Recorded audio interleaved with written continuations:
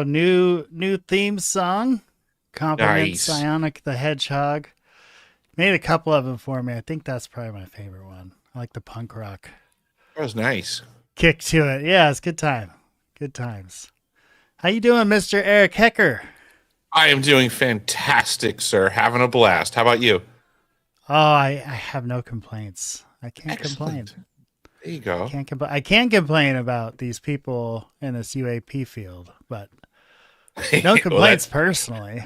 the UAP folk, the UFO folk make it so easy to throw stones these days.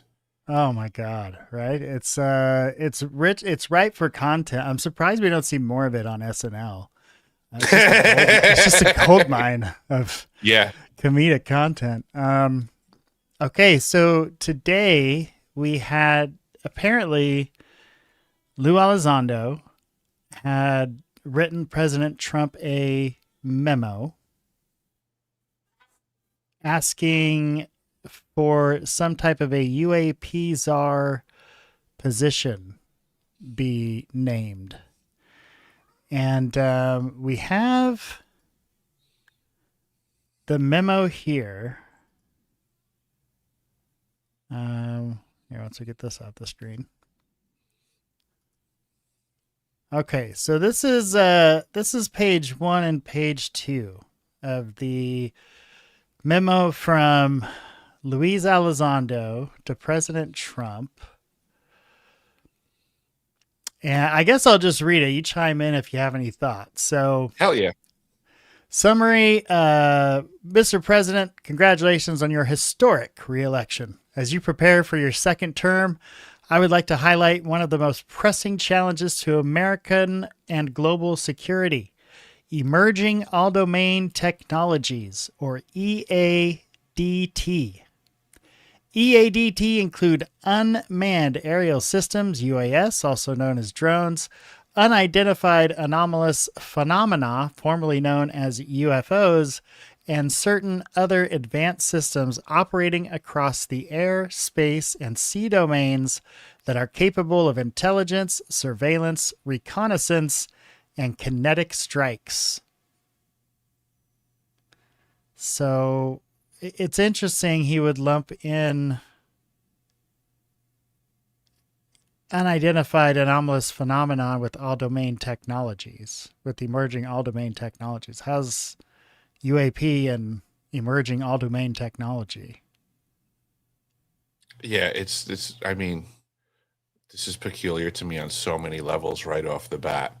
I mean, first and foremost, I mean, couldn't I pen a letter to Donald Trump? Does that mean he read it? Right. Probably not. Right. Well, probably Right. one I of the mean, staffers did. I was like, here's if Lou again. maybe, right, maybe. But I mean, this to me would hold more weight if Donald Trump was addressing this letter, right? I mean, Right. how many letters do people write to Donald Trump every day?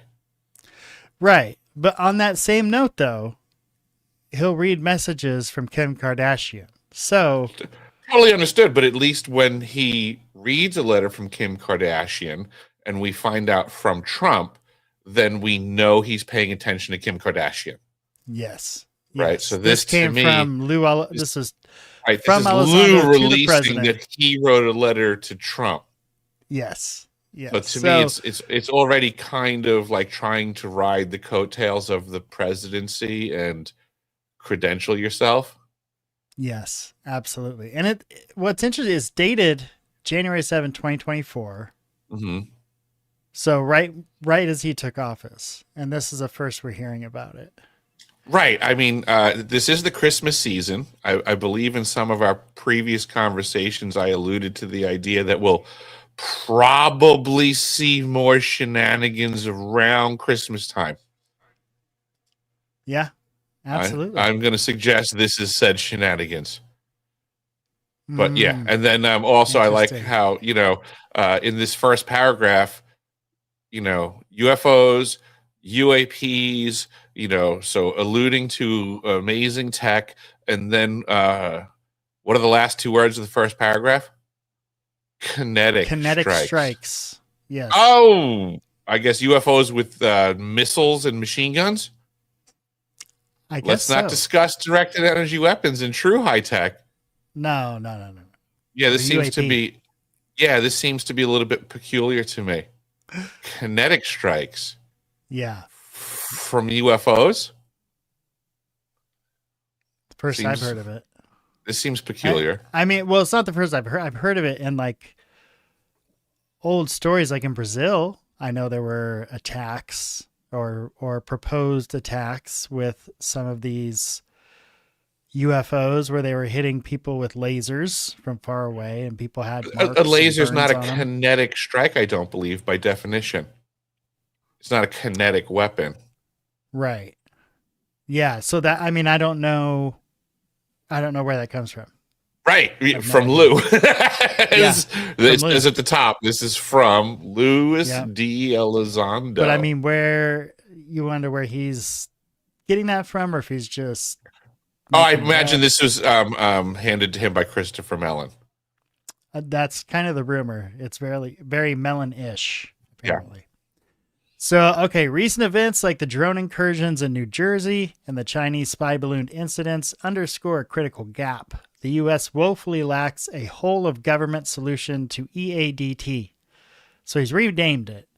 To solve this problem politically and get the policy right, I respectfully recommend that you empower a White House senior advisor or czar within the National Security Council to 1, coordinate the U.S. government's EADT response, 2, formulate policy, 3, and conduct domestic and international outreach.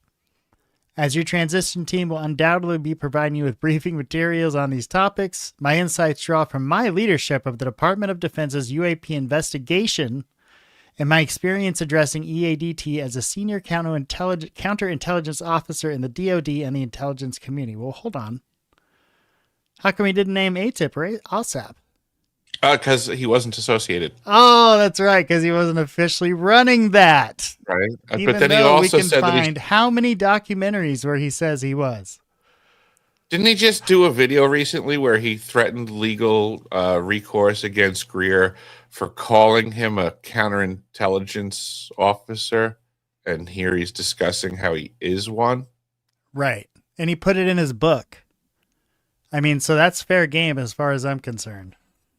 Yeah, and I saw a video where he very much clarified he's not even into UFOs, doesn't care about UFOs, pretty much wants to help burn the topic down, and that he was tapped for said role because of his counterintelligence and espionage skills, basically. I'm paraphrasing a little bit, but that seemed to be the long and short of it.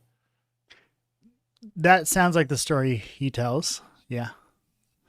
But I don't think that's really what happened at all. Right. Yeah. I mean. Yeah. I mean, smells like irrigation circles to me. Yeah. If you just follow the paper, like there's what Lou's saying happened, and then there's what the paperwork shows was going on. Right. And so not at one point was when AATIP was funded, not at one point was Elizondo in charge of it or even a part of it. Period. Fair enough. Like that's the only conversation. Like, so anything after it was funded, it's not an active program. It's a hobby. So if you're looking at old Pentagon paperwork that's not part of an active program, you're not in charge of it. You're a hobbyist. It's a passion project, whatever you want to call it. All right. Let's see. The EADT challenge. EADT represent a paradigm shift. They combine advanced and, in some cases, beyond next generation capabilities in stealth, loiter, maneuverability, and speed. These technologies not only herald a revolution in military and intelligence capabilities, but also enable rogue actors to wreak havoc. UAP technology, in particular, could fundamentally alter geopolitics and our understanding of physics. Let's see. Then he goes on.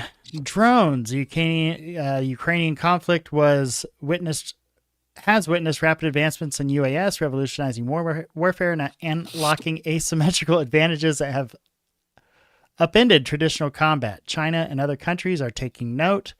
At home, UAS frequently violate restricted military and civilian airspace, operating across spectrums, either unintegrated or wholly unmonitored by our data collection systems. At the federal level, the U.S. military and an alphabet soup of agencies have responded haphazardly to UAS. Meanwhile, state, federal, local, and tribal authorities are left in the dark. You think that's or true? Deceived. Yeah, I mean, it just sounds like standard, like, Lou lip service to me. Yeah, because I'm thinking they probably have an entire playbook on how to deal with drones at this point. Absolutely. Maybe they were behind the curve at first, but the previous paragraph ending, UAP technology in particular could fundamentally alter geopolitics and our understanding of physics. right. Or it's a cover story for the new understanding of physics, and this is a slow rollout, and at best, or at worst, a cover story to protect their proverbial asses from hanging in the breeze for the understanding of physics that has caused the new technologies that they've been wielding for decades and now need to cover it up so they're not legally liable. Yeah. No, we weren't doing anything for 4 decades. We don't. This is all new to us. We're obviously going to look into it because, like, maybe China's been doing it. Yeah, and what not us exactly is beyond next generation capabilities? Yeah, but whose definition of what's the next generation? Like the generation like Star Trek that we're told about? You know, is it the generation that's currently public? Are we to believe there's no generations or iterations of technology that is ours that we're not aware of? Everything that we're capable of with our understanding of physics, right, is he's supposing to us is currently public? Apparently. Right? Yeah. And then there's beyond next generation, which honestly, it sounds like just something he made up. So he could say on podcasts. Yeah. And sound technical. Totally. Because that's what he's known for, is his technical prowess. Right. But it's not, it doesn't make any sense. Beyond next generation capability. Well, what is the next generation capability? Right. This seems outside his wheelhouse. What are we going beyond? The fuck are you talking about? Right. And physics. I'm sure he's an expert at physics. Absolutely. The proliferation of advanced UAS technology to rogue states and non-state actors portends a gray area of future conflict having consequences farther reaching than cyber warfare. In the wrong hands, UAS can surveil and disrupt sensitive U.S. installations and critical infrastructure, disrupt aviation, harass citizens, transport illegal drugs, and facilitate human trafficking. More than 20 years after terrorists flew commercial aircraft into commercial buildings, the U.S. government still has no remedy to UAS despite the IC's overhaul to protect such a catastrophe from recurring. The American people are livid over the chaos and the cover-ups wrought by the Biden administration. Okay, so he's appealing to Trump's anti-Biden sentiments there, obviously. That seems pretty clear to me. UAP are even more perplexing, possessing capabilities that defy our conventional knowledge. The intentions behind them also remain dimly understood. Mastery of UAP technology would, however, eclipse years' splitting of the atom, today's transformations in semiconductors, and tomorrow's breakthroughs in fusion and artificial intelligence all at once.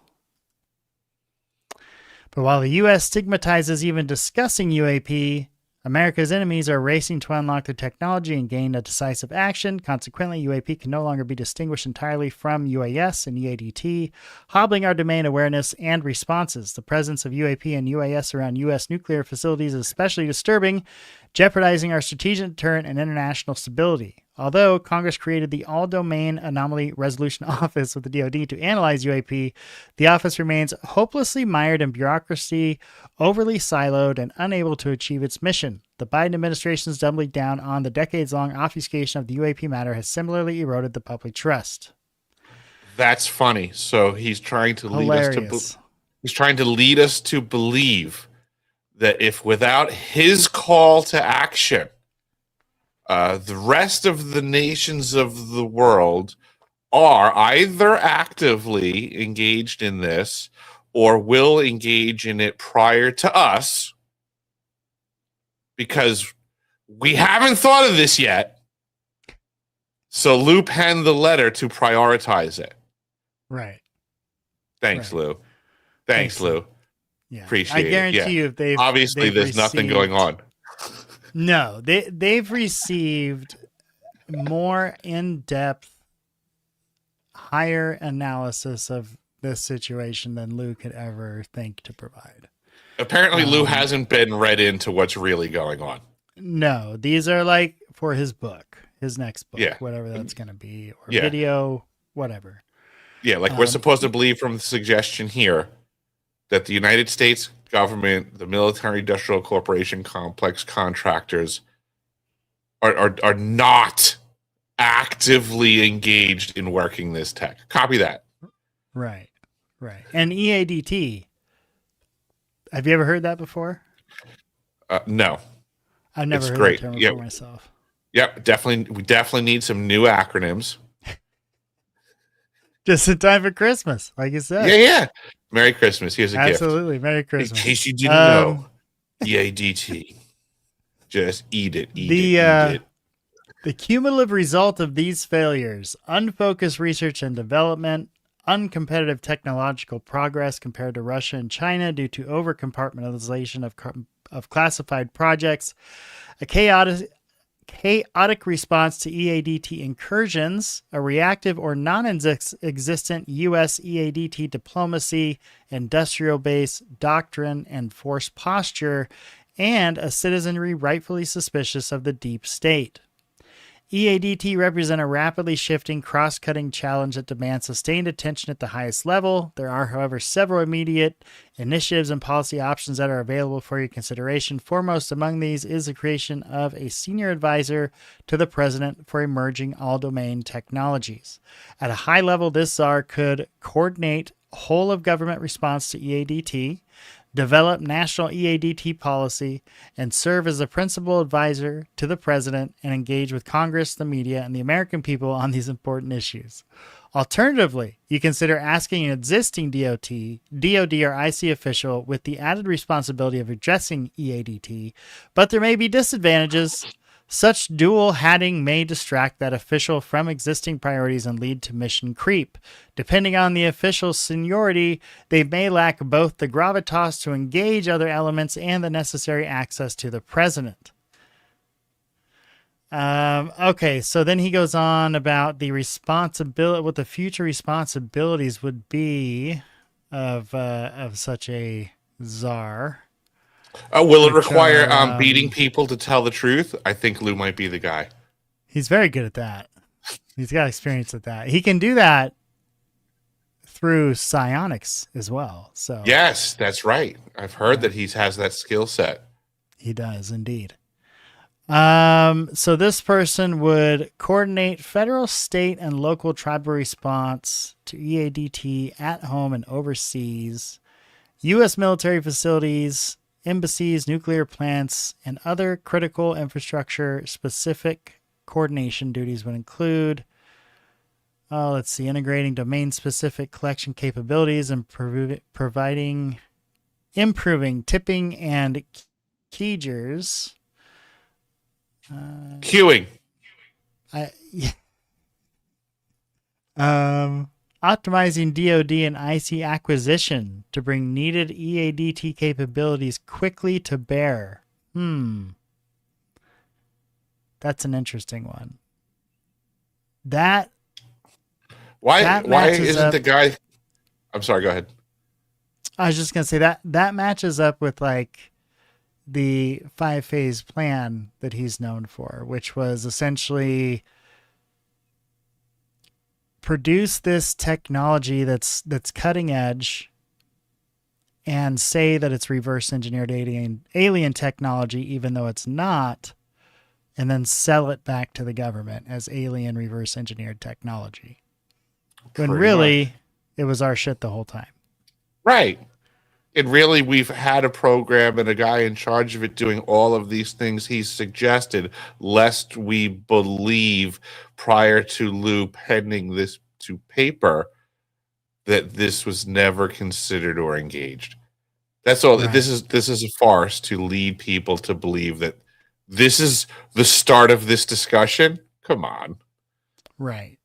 The UAPDA would have given the government eminent domain over any advanced or alien technologies they had given to these private industries, thereby getting that technology back to the fucking people where it belongs.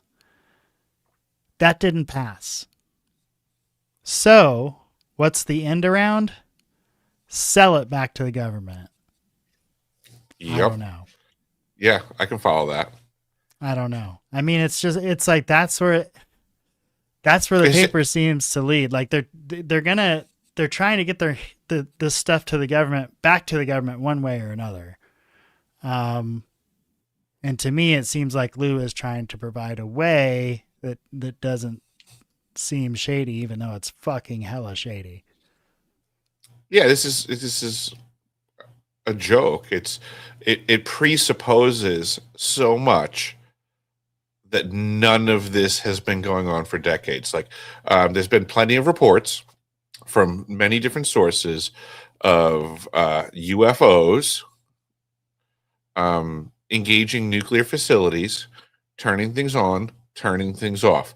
Are we supposed to pretend that from then until now they haven't thought of anything on this sheet of paper? Right. Right? That they're just like, well, no idea. We had no clue this would be a complicated subject. But now that we got this letter from Lou, this makes a lot of sense of what our next step should finally be. Thank God. And that's it. Like, as far as I know, Elizondo has zero relationship with Trump or anyone in his orbit. So but he wrote him a letter.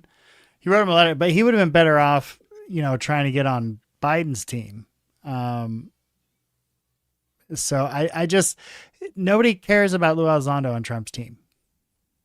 No one. So I guess you write this letter, you get it on the news, maybe it gets some attention, but Trump doesn't watch News Nation. Trump watches Fox and Friends. So he needs to get on Fox and Friends. Yeah, I think this letter would have more value if Trump presented it and was like, I think this is a great idea. This is a great letter. This is an amazing letter. Or if Lou came out and had the response to this letter from Trump. I mean, not for nothing. Short of that, like, this is just part of the psyop. I mean, it really has no value. I could write a letter to anyone.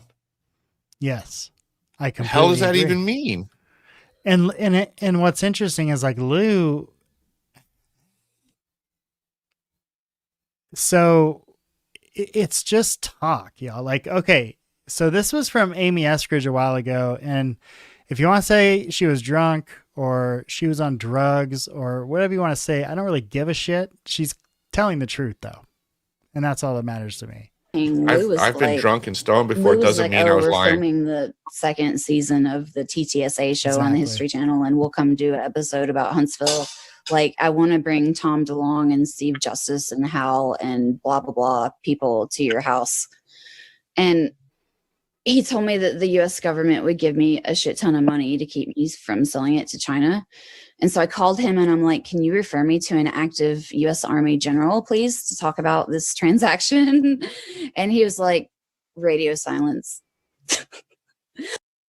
There it is, folks. So he tells Amy, if you give this, I got a contact, if you give this anti-gravity research to this person in the Army, they'll give you so much money, like you'll never have to worry about money again, just so it's not in China's hands. And she's like, sweet. Who can I talk to that can make that happen? Nada. And it's this consistent pattern with Lou.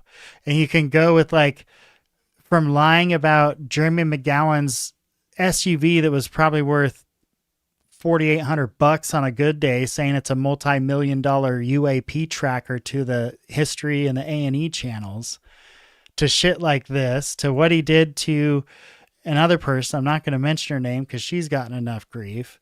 It's this track record of over-promising, under-delivering.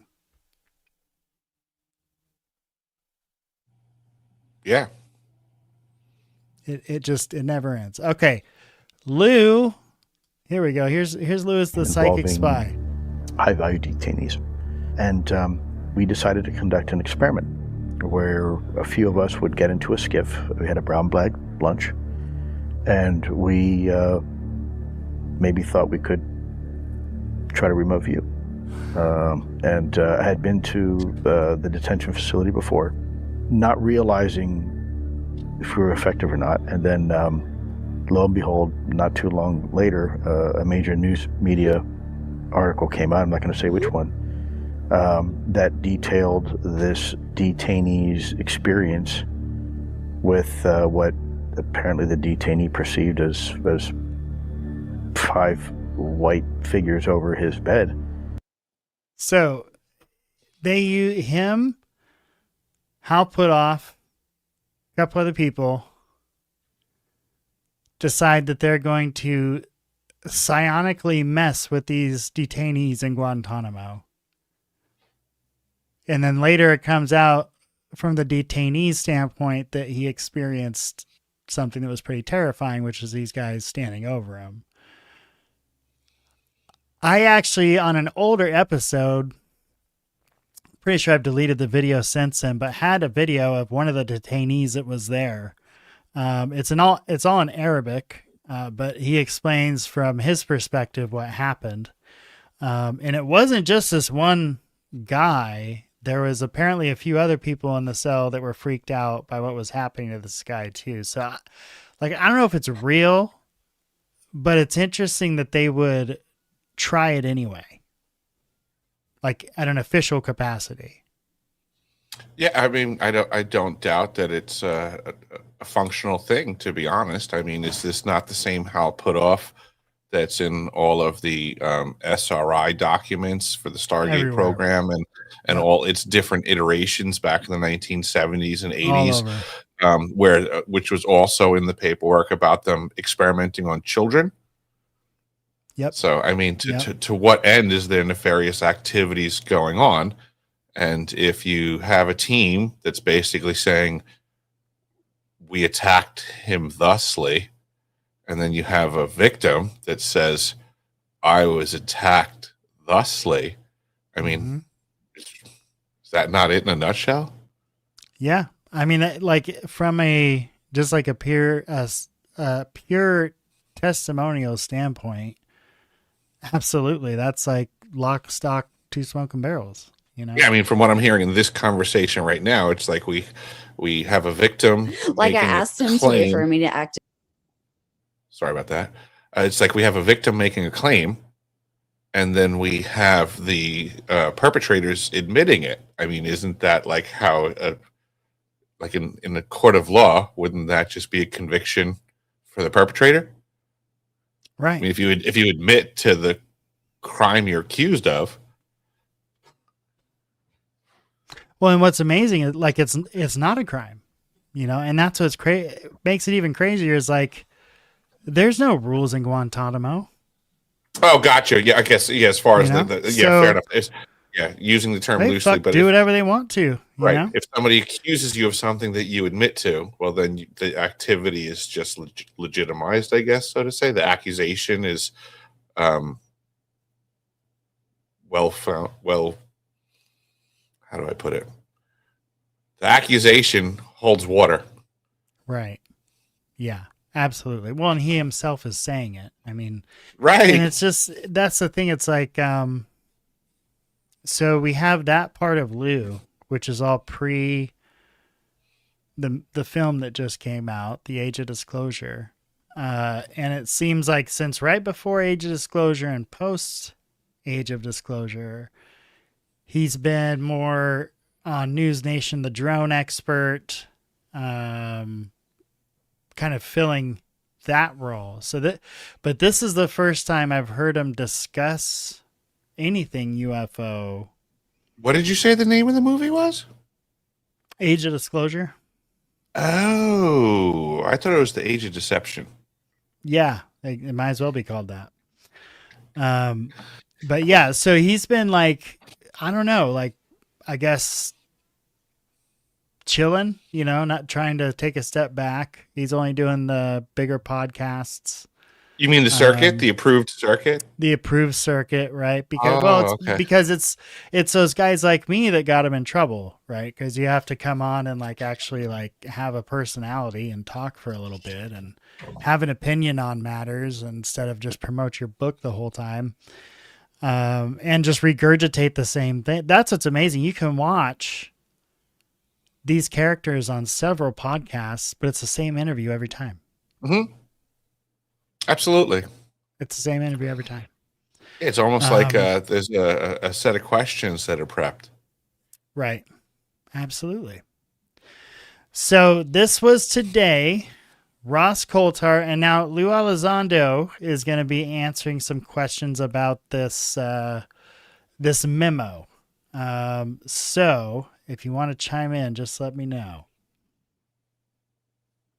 It's a good question. There are no guarantees in life, right? Except for death and taxes. So I'm certainly not going to speak on behalf of the President of the United States.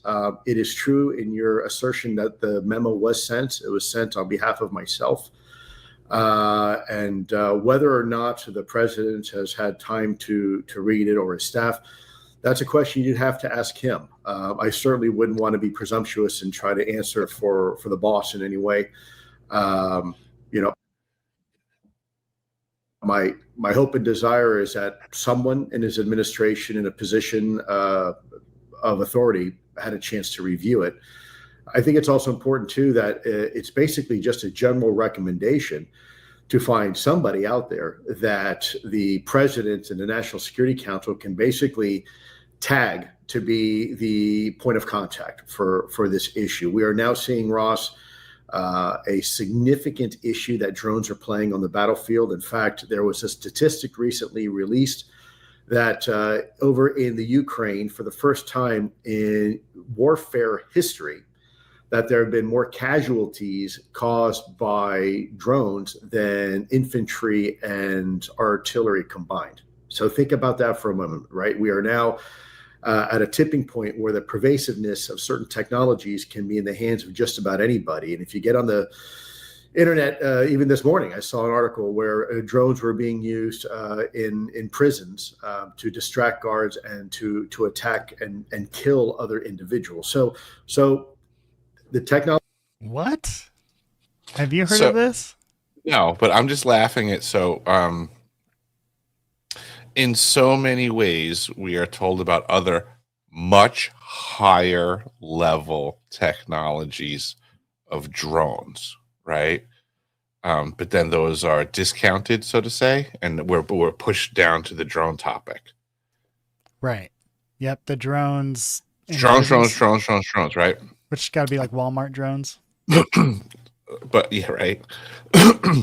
But everyone apparently has access to them now, is what he's suggesting, but yet not everyone's using them nefariously. This is still happening on the battlefield. But when we talk about like 0 point energy and everybody having access to it, like the benefits that would be reaped, we are then told, well, not everyone's allowed to have access to it. But under like what he's getting at, it's like, well, I mean, you're saying everyone has access to drones and that it's a huge threat. Well, I don't know, ban drones, stop producing them and putting them on Walmart shelves. That'll never happen. Right? It's just now. Right? I mean, lest we forget too, when drones first came out in the United States, we were told that they are weapons of war and they will only be used as weapons of war, and it'll never be in civilian hands. You won't see them flying around. That's why it's so cool that we use them just as weapons of war. You know, so it's funny how things change. It just makes me laugh. Yeah, they change on a dime, right? I mean, like, I had the Trump speech going earlier, and you know, you had the Biden cabinet in there and the Obama cabinet, the last two Democratic cabinets that were in there, and coal was the worst thing on earth. Gas was the worst thing. It was green, green, green. That's the way we're going. Yada, yada, yada. And then Trump today in Pennsylvania going, that's a bunch of bullshit. We love coal. Big, beautiful coal. We got enough gas for the next 2,000 years. What are these idiots talking about? You know, and it's like, how are we living on the same planet? Yeah, just two complete polar opposites of the same exact thing. It's like a tennis match. They just keep volleying the ball to the other side. Right. And, you know, we're doing this, and like, you know, it's enough to drive you crazy. And it's the same. They do it with everything. This UAP topic has now been politicized. Yeah, so like even as I'm looking at the screen right now, we got Lou Elizondo and Ross Coulthart in front of us once again, and like not for nothing. Why do we even care what these two guys say at this point? Right. I don't know. Yeah, it's time and time again. This appears to be a massive psychological operation to promote perception management, to control the narrative, and to incentivize. Like, I mean, this letter. I mean, are we to believe that Lou's not looking to vie for the role? Right. Yeah. Oh, that's absolutely what it is. He's absolutely wants to be that person. He wants to be the czar, and if not the czar, he wants them within arm's length. Right. It's got to be somebody in that circle, in those exclusive chats, in those exclusive emails that get FOIA'd. And and I mean, we've already seen him get bamboozled at least 3 times with bad intel. So I would say that disqualifies him as functioning in this role. Yep. Absolutely. Yeah. I mean, and so you have out there is that this is a standard. This was Dolan going over Lou's mistakes. And it's like, mocked online. how many chances does this guy get? Right. How many free passes does he get? And you make a good point. You know, we're sitting here, we're talking about a letter that he makes, or that he made, that he sent to the White House, that it's not the Trump White House telling us about this letter. It's not Donald Trump or one of his staffers telling us about this letter. It's Lou Elizondo nearly a year later after sending it, giving it to Ross Coulthart on News Nation for an exclusive. And then, yes, we all talk about it because we're going, oh shit, is this, you know, and I look at that letter and I think, is this the direction that they're going? But you make a very valid point. Like, this is Lou Elizondo. He's battlefield ineffective. He's proven it. Right. This is what Lou Elizondo He can't operate in the arena. The picture in his hand proves it. He lacks the discernment for the task. Right. So you see this as a president, it's a joke. Oh, Elizondo, the guy that waved the fake UFO photos in the crowd? Yeah, no. And you're not going to confuse the White House about what his job really was. Like, he managed to confuse all the rest of us about what his job and role and responsibilities really were. The White House knows. So they know. And I agree with you 1,000%. Yeah. So reality being is that it's understood that the White House is going to see this letter and just giggle. Right. He has to know that, right? Because here, that was penned in January 24. Apparently, he didn't get hired. So, Gabe, what was the purpose of releasing this now from Lou's perspective? What is he got to be attempting to attention. accomplish? Yeah, it's got to be attention. Right? I mean, that's attention or be relevant again, because he's gotten so much bad press, and folks like myself that are just, you know what he is a mile away. He's Richard Doty version 2.0. Mm-hmm. That's what he is. Is he shorter than Doty? He's from the same group of people. Huh? Is he shorter than Doty? He probably is. Every time I see him in a picture, I'm like, is he on? That man needs some stilts. But yeah, he's not getting any more popular. That's for sure. What do we got? Taller than Doty? Okay. First he says taller than Doty. Want to make that clear. Okay. Taller than Doty, but about the same amount of, moral character. So I didn't plan on going super long in this stream. I just wanted to make sure we covered this letter that came out. I'm doing a stream tomorrow night reviewing the UAP hearings. Which ones were these? All of them. Gonna go. Oh, okay. through... So the ones from the past. There wasn't something recent. Yeah, no. It's gonna be the 22, the 23, the 24 hearings, and the ones with Nancy Mace. Yep, Nancy Mace and all the characters. The one that was on Redacted and spoke with Clayton Morris about how she was interested in protecting the Antarctic whistleblower. Right. Yep. And then didn't do shit. No, she got me fired. That one. Oh, she got you fired. That's right. Yeah, That's yeah. Cool. Yeah, she did do something. No, so I have this theory. So the 22 hearings were to normalize. The 23 hearings were to redirect, and the 24 hearings were to justify if necessary. But now that the UAPDA got attached to the NDAA and got stripped to the bone and then finally rejected, you had people in the UAP task force that had to vote against the UAPDA disclosure because how could they possibly go back to their home states and say they voted against the National Defense Authorization Act? Can't do that. I'm so curious. The only hope. When you said justify what? Justify whatever they're going to do. Okay. Which I'm still not sure, but it's basically justify the control, justify owning the narrative. Starting to look into high-level technologies that we've never touched before. Right, even though we totally have. Exactly. Right. Exactly. Oh, this is weird. We think we might have discovered zero-G. It's strange. All of a sudden, out of nowhere, this new study. Yeah, we've never worked with T. Towson Brown or Nikola Tesla. None of these people have ever been involved. Right. Who was that Einstein guy?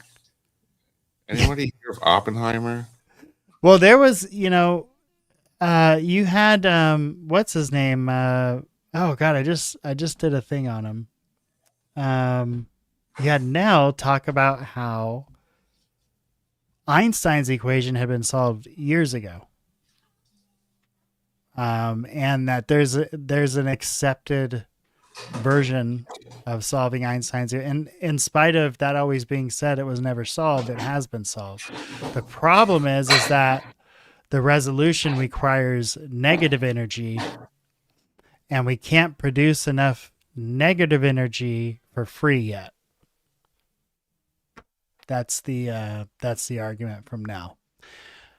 But now might be one big psyop. Yeah. You just don't know. Right. I think we're barking up the wrong tree for truth. Right.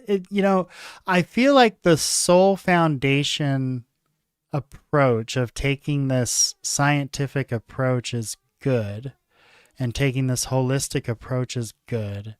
I just don't know that the group of folks trying to do it are the right group of folks. Yeah, right. The ideal is accurate. The people wielding it are a new iteration of the same old con job. They're just starting. It's like the old guard. Yeah. Right. Same boss, or meet the new boss, same as the old boss, kind of a thing. Mm-hmm. Yeah, exactly. Yeah, and then they'll rake in all of the new people that were frustrated with all the previous factions that were doing it wrong. These guys are going to do it right because they can't be compromised because they said they're good. Yeah. Well, it's, I don't know what world we're living in sometimes. Like we had Danny Jones just have on the moon landing denier, and like it was all I could do to keep from throwing my screen through the window when I'm watching this guy talk to an astronaut who's walked on the fucking moon, tell him the moon landing is fake. And then he's promoting it like it's a good interview. What was that funny commercial back in the day when they're like, corn job, it's corn job, corn job? Yeah, I don't. And then, but what's crazy, you have hundreds of thousands of people that get on board with that. Oh, yep. Bart Sabrell, never graduated college, probably lives in his mom's basement still. Yep, he said moon landing's fake. Gonna go with him over the astronaut. Folks. Yeah, these guys are trying to go for ratings. They're trying to do these gotcha interviews, putting people on the spot. You know, there's been other instances where it's occurred where people have gone on these interviews. They've stated with great clarity afterwards that they felt that they got shanghaied, basically, that the power of the edit was applied to the interview to make it look like something that they didn't actually go down, which we also just saw Marco Rubio when he came out criticizing the edit of the Age of Deception movie. Yes, and say like, well, they need to sell a movie. Absolutely. And this is one of the things that I've said to people time and time again is that, because people often say to me, aren't you afraid of going on these shows and this and that? And I tell them technically no, because they can't make me say anything I don't want to. I have the power of edit with my mouth. Right. So I said, then the only thing that can occur, the only power they can wield is if they then edit the conversation to not represent the reality of the exchange. I said, and then at that point, I just tell the world that that's exactly what happened. That have you had that done to you? What I've had done is I've sat for interviews. I've sat for documentary film productions where they have done due diligence to try to manipulate the conversation, but I'm better than that. So they couldn't facilitate the manipulation to get me to say what they were attempting, but those productions never came out. They just chuck them at that point because they can't get what they want. And if they dare produce an edited version, I will be the first person to just come out and be like, wow, this is a load of crap. Right. This is the power of the edit. This is what I warned people about before I even engaged, interactions with people.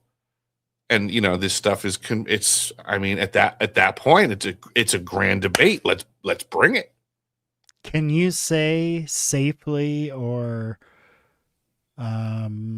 without having to worry about reprisal any Any interviewees you would maybe stay away from, or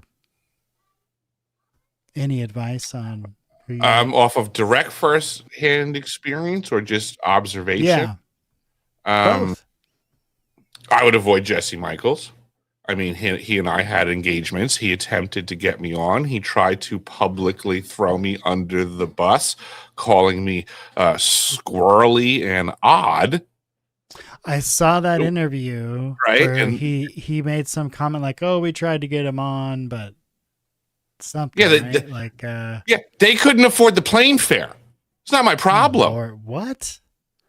Yeah, he Peter calls me. Thiel and Jesse Michaels can't afford the right. So he plane fare? contacts me last second. I live in Alaska. Blah blah blah. Like there's expenses to this stuff, Mm-hmm. Mm-hmm. and because he can't afford or won't invest in the last minute costs. Right. Right? How's that my fault? It's right. That was problem number one. And then the next time he contacted me, I had events scheduled already. I said, I'll do my best to see if I can squeeze you in. Mm-hmm. Turns out I couldn't. Right. Right. So I guess that's somehow appropriate for him to go public and try to cast me in a bad light and say I'm squirrely and odd. He can go fuck himself. Yeah. Well, there's been a few things, with him. I know there was a 50 grand with Jeremy Rye's situation as well, which was like, kind of fucked up. Like, if you're going to say, I'll pay somebody 50 grand to do this, and then you go on the Rogan show and the first video that comes up is their video doing it, and you're like, oh, well, like, well, come on, dude. They did it. They did it. They did it. It was the first video that came up on Rogan when they searched it. Like, what are you talking about? And it's weird because he's funded by a guy that's got more money than God. Like, isn't Peter Thiel just loaded? I mean, why would they be worried about a plane ticket? Right. So this is, and again, I've been doing this for a while now. So here's my observations. Here's my direct firsthand experience. I've gone on shows where, for all practical purposes, you would say the host is a nobody. Okay. But like because myself. of doing things, right? Because of schedule. No, I mean, where they flew me out. Oh, okay. Yeah. Yeah. Put me up. Right. Covered all of the expenses. Right. For shows, for YouTube channels where the dude's got 3,000 subscribers. Right. Okay. But they support what I'm doing. Okay. Right. So for them, money was no object. But now what I've observed is that for people that I can suspect are looking to do a gotcha interview, looking to discount my information, they have a predetermined amount of money that they're willing to spend on that. Wow. And it turns out you exceed the limit, it's a no-go. And I've just seen it too many times. I do want to just throw in, I have a comment showing up on my side here, coming from a gentleman that is very well referenced and I engage with regularly in X Spaces. Wolf Raelius writes, Did you note the strange chronology of the memo? It mentions the New Jersey drones of November 24, but the memo is dated January 24. January 24. And the drones. This isn't January 25, dude. It's January 24. So if the drones came out in November 24, how is he already writing on them? Yeah, maybe that was that the next? Hold on 1 second. Let me get it pulled up here.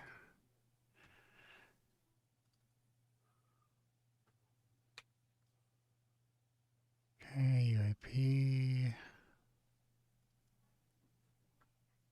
So the drones, he references the Ukrainian conflict, rapid advancements, China, UAS violate restricted military and civilian airspace. Civilian airspace? Yeah. So I know that we've had the drones a couple of years before New Events Jersey. like drone incursions in New Jersey is paragraph 2. Right before it says Chinese spy balloon incidents.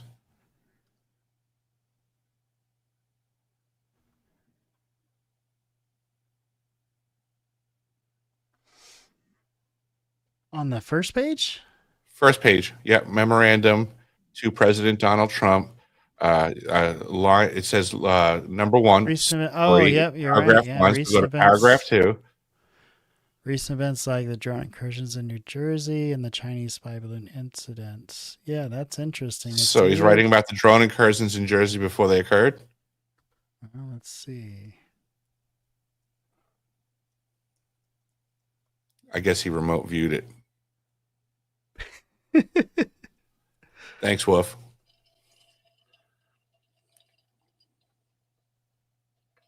Let's see.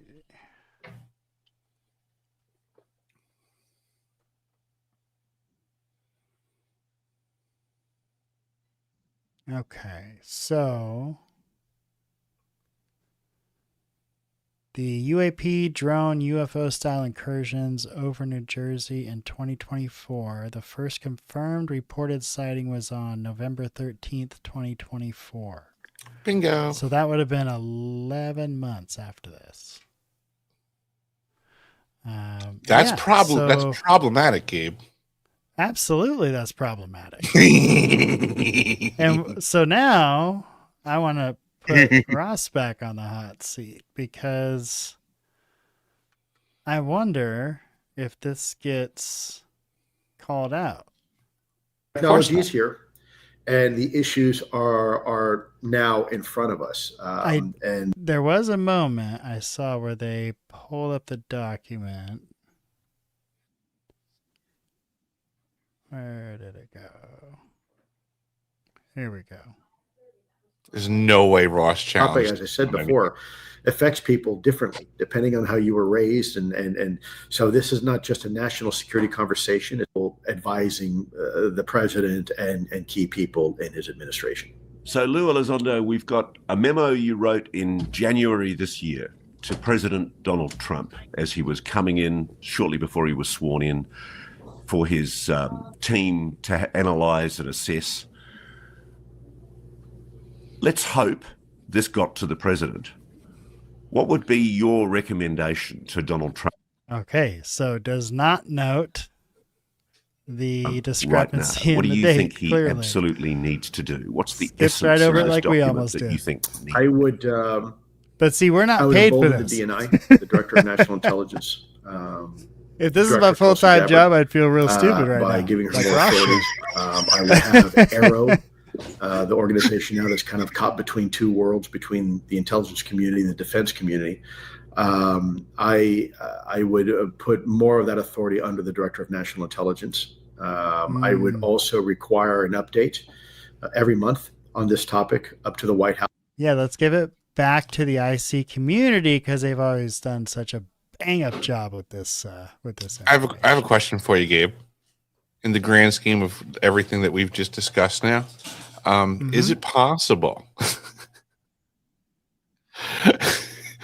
Is it possible that Lou Elizondo just got caught lying again, and this letter was not penned in January of 24, but after? Right. Well, who caught it on your end? Wolf Aurelius is a guy that I engage with regularly in my X Spaces, Friends on X. Really nice guy, super informed, very well researched, and obviously has a level of attention to detail. Maybe he should be the czar instead of.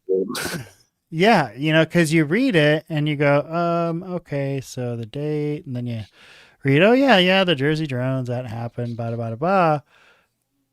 But yeah, I did not even put that together. Not when he wrote the letter. Hadn't happened yet. If it had been January 25, that would have made sense.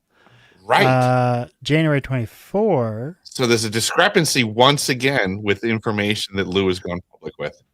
And it's his own fucking memo.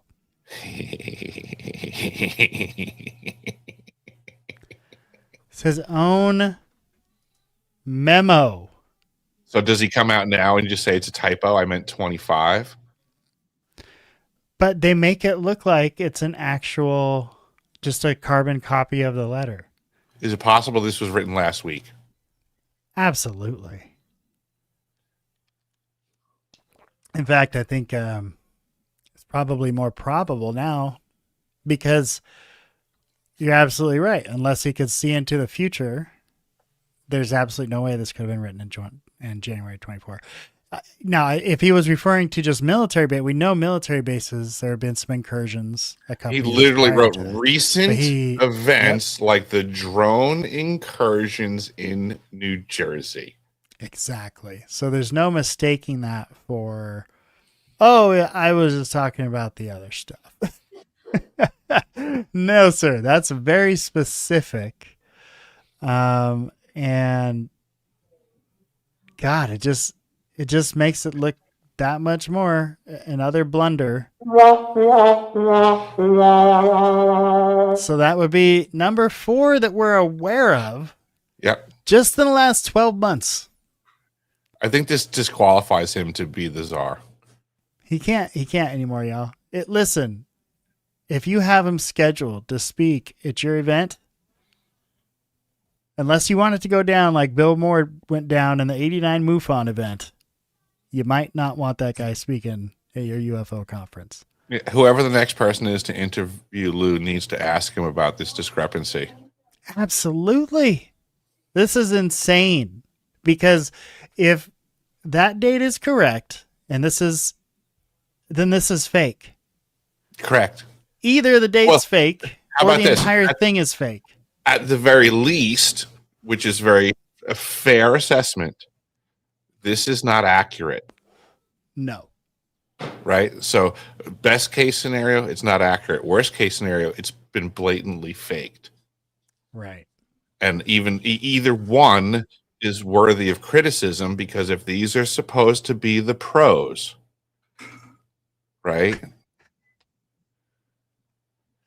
It's like it doesn't like I'm a tradesman, right? It doesn't really matter at the end of the job, like by what definition you screwed up. Right. If you screwed up, you screwed up. You don't get to start coming up with like, well, you got to understand, it's not as big of a screw up as last time, boss. It's just, or the one before that. And it's totally different from the first screw up that I got called out on. And so the 3 screw ups before are completely independent of this one. Those shouldn't matter. And, trust me, this will never happen again because I'm the guy that knows what's going on. Right. Yeah, this is ridiculous. Right. But I hold up fake photos, provide fake documents, trying to put myself on the level of the president. Right. You're not even close, bud. No understanding of how a calendar works. Can't type. If he said like we remote view. He made up a new term, EADT. Yeah. He lumped in. Eat it. He lumped in. Eat it. UAP with emerging all domain technology. How could a phenomenon be part of an emerging technology? I would just like someone to explain that to me without my head exploding. Mm-hmm. It doesn't make any sense, y'all. It makes no sense. A phenomenon, that's something you don't understand, right? We don't know what it is, but we're going to make it a technology. Shut the what are you talking about? Yeah, like my understanding of phenomena is like the observable aspect of something that you can't really wrap your head around. Right. Phenomena of like gravity, so to say. Like it's like you can't hold it, you can't touch it, Yeah, or it's like hard to put a scientific principle to it, or explanation to it, you know? Right. I can't So- use technology to like make a gravity gun to make you stick to the floor. Yet Exactly. the phenomena of gravity is discussable, but I can't. Well, what are they going to do? They're going to, what are they going to, they're going to capture Chris Bledsoe's orbs and then brainwash them into doing our bidding? Is that, like, I'm so confused at what they're trying to imply here. You know, it's confusing to Lou. Dates, Calendars, typing. You know, I mean, I seriously, dude. Like, if these things are too challenging for him, you know, you gotta cover the basics. You know, yeah. if Yeah, numbers you and do. letters. I mean, I covered this stuff in kindergarten. Oh, We had the gosh. alphabet. We had numerals. What's amazing? Okay, and what I was saying there, this is Ross Coulthart's job. Yes. Look, this is a important exploration for me. This isn't Mhm. my job. I don't get paid for it. So Mhm. you see a guy that's supposedly a journalist glance over something like that. The fact Mhm. that Mr. Elizondo, how could you have written this to President Trump in 2024 if it talks about drone incursions that didn't happen till later in that year? Ross Coulthart doesn't ask that question. You know, He just- Gabe, it's almost to me, I'm starting to wonder, is it possible that Ross Coulthart is part of the agenda? I think he's at best. Could he be carrying water for Lou? I think Yeah, he's more. I think he's like a at useful idiot. I would agree with you. At best, he's a useful idiot. Yeah. But that's being kind. Right. And At worst, presupposing, let's hypothesize on the pendulum swinging in the other direction. right. He's complicit. He's Yep. collaborating. He's Yes. conspiring. He's part of the. Look over here, folks. Look over here. Part of the Age of Deception crew. 100%. Willingly. 100%. And so it makes you wonder, like, at some point, did some of these really high up government officials that do know what we're dealing with get some of these folks together, or all of them, give them some kind of temporary clearance so they could give them a scare show and scare them into giving them the message they want to give? Because this all seems contrived and part of the same narrative. I'm just going to I have more comments from Mr. Wolf, who says what we just discussed also. It could be misdating for January 7th, 2025, which we covered. Which means, again, It's possible. Yeah. right. Yeah, right. I mean, that's not for nothing. It's his only leg to stand on at this point, is to Right. just say it was a typo. But Right. then We wanted to make it look like the real letters, so we threw that up there or something. So he put 24 instead of 25. I right. don't know. I would say the only way that he can respond to this criticism would be to say it was a typo, which now to me is like, all right, if we got a guy that's challenged by typing and the calendar it's silly to me. It's hard, That's Eric. some of the stuff. It's hard, Yeah. okay? Damn these dates. It's not like and my whole numbers, career and future rides on this or anything. right? And then It's Wolf not like my also whole wrote, reputation rides on this. Memo's nomenclature of UAP being subjective to EADT makes sense to me. They're umbrella terms with neutral character that can say a lot by inference rather than be specifics. Fifth generation warfare stacks minds, not bodies. Well, that's Which- terrifying. Mm-hmm. Fear is the mind killer. Yeah. Right? If we can scare the public enough, we can shut their brains off. With their brains in shut off mode, we can accomplish a lot, I would gather. Sure. And you then have population control even more under control, because you can limit it to proxy wars where you exactly want people to die. You can get them to die there. I just got a really funny comment from Mo Eben writes in, Lou is David, the calendar is Goliath. That's good.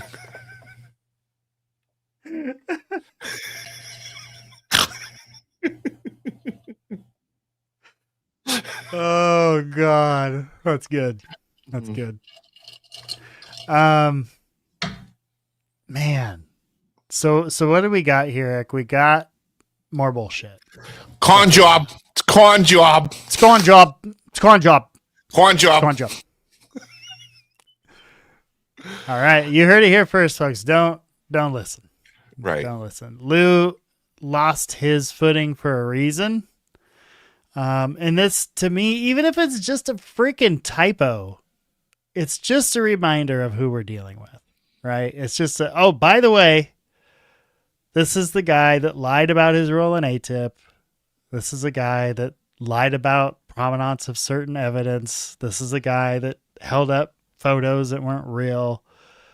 Multiple times. We're dealing with multiple irrigation times. Circles and dead babies with peculiar diseases. Yep. Led harassment campaigns online and lied about it. Like, that's who this guy is. Mm-hmm. Whose wife's always yelling at him for more money. Hey, when you were in the service, did they serve shit on a shingle? Of course. Right? Breakfast of Champions. I wonder if they have that at Bombshells, since he's making such big shit sandwiches. Do they just cut right through the chase and like... Yeah, shit on the shingle. Shit on a burger. Yeah. Double shit with cheese at Bombshells. This guy's off the wall at this point. Oh my, yeah. I mean, the fact that the community engages this stuff with any sense of legitimacy, right. like at this stage of the game, like I there's no quarter for me, basically. Like, if anybody engages me in spaces and they're like, yeah, but you need to appreciate, like go fuck yourself. You're an idiot. Age. Yeah. No, he didn't. He moved the ball, bro. You don't get the ball. Where would we be if the ball didn't move? Let me tell you something. At this point. Leslie Keene did more to move the ball in that one 2017 article than Lou ever has done. Ever. So, and I'm not saying she's right or she's wrong or any of that. I'm just saying, like, that article sparked a whole new interest, and it allowed for more people to come forward and tell their stories without feeling like they were fucking crazy, which I think is good, because what people are experiencing is definitely real. What I hate is people trying to put like a narrative on it. Like, they know what these people are going through. You have no idea. You just don't. Everything you're saying is a theory. None of us fucking know. Right up to the guy that shaking on the YouTube channels talking about he's possessed by an alien. He doesn't know either. They don't know. They don't know. And aliens aren't going to save us from nuclear war, and aliens aren't going to save us from DEWs. Can you read the Psionic the Hedgehog quote that's on the screen there? It's kind of cut off from mine. Absolutely. I've seen ugly welds hold forever and pretty welds completely corrupt. You guys are bringing the ugly truth, and their pretty front has many flaws. Absolutely. Well, that's what we try to do here, man. Absolutely. Love Psionic. If there's anything that I can bring, is ugly truth. Absolutely. I got the ugly down. I got that part down pat, son. Oh man. Well, dude, thank you for coming and bringing your real perspective to this. I'm so glad that we were able to engage this. I love undermining this bullshit. Yeah, put it to bed before it's even a thing. Super thank you for Woof to jump in here and not let us gloss over this like two dumb, ugly monkeys. Like Ross Coulthart. Yeah, like, thanks for not letting us pull a fucking Ross Coulthart. And then, nothing. I think other people were engaging this all day long too. They were. So I'm curious. They were. I'm curious if anybody else caught this or if it just went right over everybody else's head. Woof, you're the man. Yeah. Well, because you get right. Like I said, it's such a small detail. Mm-hmm. I think probably eventually I would have caught it, but yeah, I just fair enough. I think this is a perfectly good example because I would say you and I are we're well intentioned, right. And we didn't even notice it. We didn't apply enough scrutiny. Yep. Yep. Got it. Like Well, it not was our job. get it up and talk about it, but yeah, how crazy is that? That and it's in the second paragraph of all things. You know? And you're right. His only defense is, oh, I put the wrong date on there. It's the only thing that he can say. That's it. So right. And even that could just be bullshit, folks. Absolutely. Bullshit. So right. Yeah. Keep your scrutiny, y'all. That's why you're here, right? That's why you like this show. Yeah. Which reminds me to make sure we do the crossover consideration. So we're collaborating right now. This is a simulcast between two channels. If you follow me and you're listening on my end, please give Gabe a follow also. Absolutely. And same for Eric at Deciphering TV on X. And you have Deciphering TV YouTube as well. So, and Deciphering.tv. Yes. Yep. We're growing. Everybody's growing. Good times. It's exciting. All right, y'all. Well, tomorrow night we'll be back. UAP hearing analysis, talking about the probability of that all being a bunch of bullshit as well. Unfortunately, we just bring the good news here. We are cutting the shit sandwiches in half, making them smaller bites for everyone. We're doing it. We're tired of the nonsense. All right, everybody. Enjoy the rest of your night. Thanks for hanging out, and we'll see you next time. So long, everyone.